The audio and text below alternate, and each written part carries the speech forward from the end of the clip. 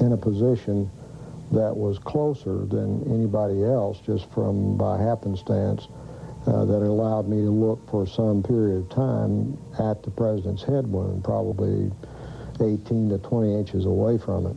Dr. Perry, who was enlarging the wound in the neck to do the tracheostomy, told me that the small wound in the neck looked like an entrance wound. The head wound that I saw was a very large wound in the right posterior part of the head. Well, where did you think the shots had come from? What did you think? But I think, even then, that I would have thought that this was certainly an exit wound in the back of the head, and that therefore the shot must have come from the front.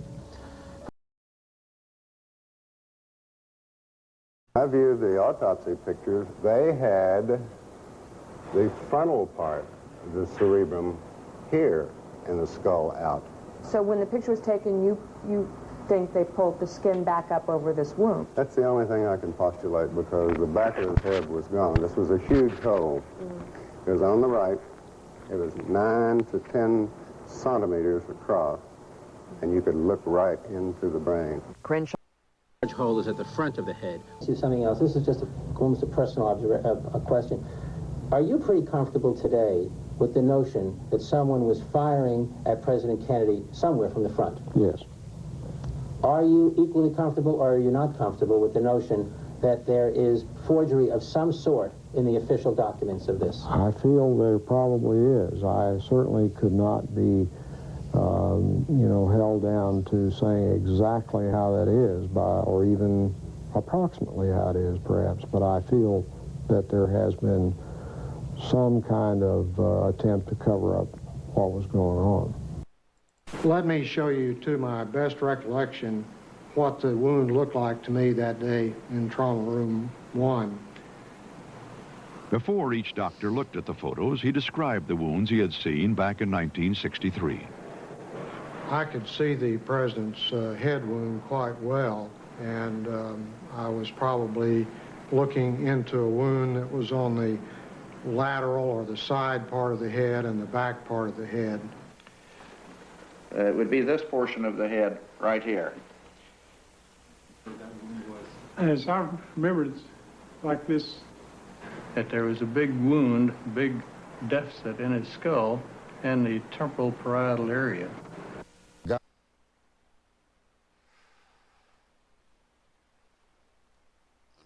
Beginning to see a face here. What really caught my eye was this upside down stripe here. I couldn't figure out what that could have been. So I was looking a little closer. So that's a little closer up of that image right here. As you can see, this is on the this is picked up on television as they zoomed in on the Mormon photo. This was in a book, double page enlargement.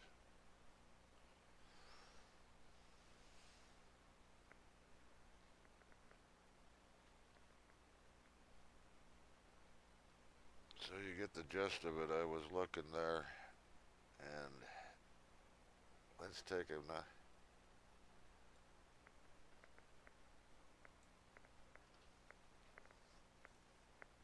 Here's some of the images I've extracted from that.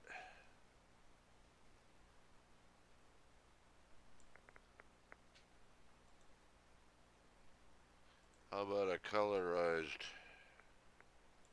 version?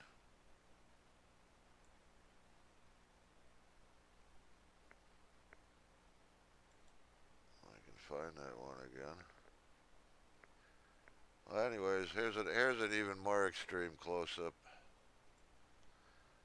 Let me see if I move that in a little.